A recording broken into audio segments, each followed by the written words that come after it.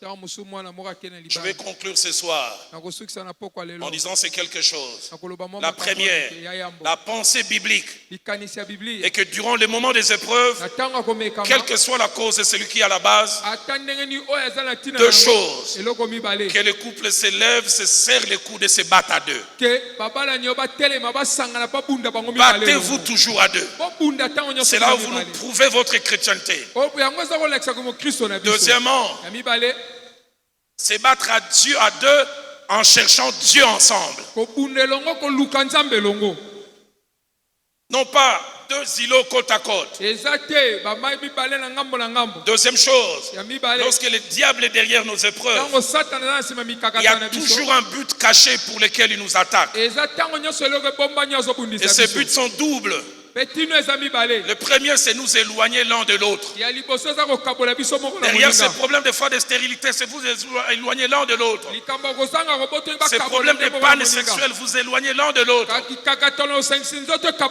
Mais deuxièmement, nous éloigner de Dieu. Dans Job 1, verset 11, puis Job 2, verset 5, le diable dit: frappe-les et tu ne verras pas s'il va te maudire en face. Certaines épreuves que vous avez individuellement, c'est votre communion, votre attachement à Dieu qui est visé.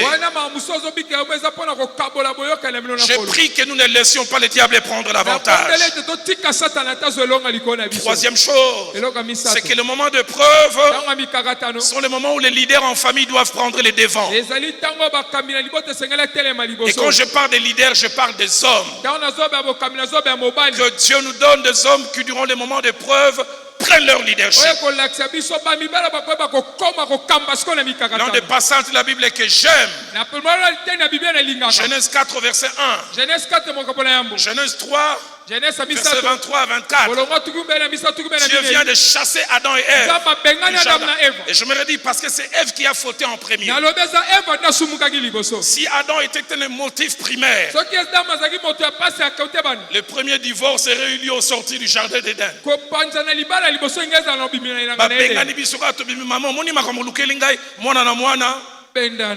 Mais Genèse 4.1 dit: Adam connut Ève, sa femme. Il se rapproche d'elle émotionnellement, physiquement. Donne-nous des Adam qui, quel que soit ce qu'ils peuvent ressentir, ils montent d'un cran. 2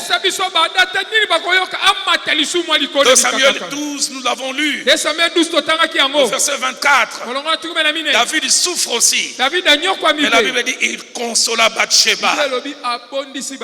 Donne-nous des hommes qui se surpassent. Que dire de Job? Sa femme lui propose de maudire Dieu et de ne plus marcher avec lui. Non seulement que Job n'est pas allé dans cette direction, mais nulle part on voit Job divorcer de sa femme. Parce que Job comprend ce qu'Ecclésiaste 7, au verset 7 dit: l'oppression rend insensé même les sages. Il y a des souffrances, quand elles sont fortes, elles vous volent la sagesse. Que Dieu nous donne des hommes patients. Qui dans l'épreuve la plus dure, la femme craque, ne craque pas. Cinquième et avant-dernière chose, alors que notre chorale s'élève, selon que nous réagissons bien face aux épreuves, les épreuves atteignent souvent certains objectifs.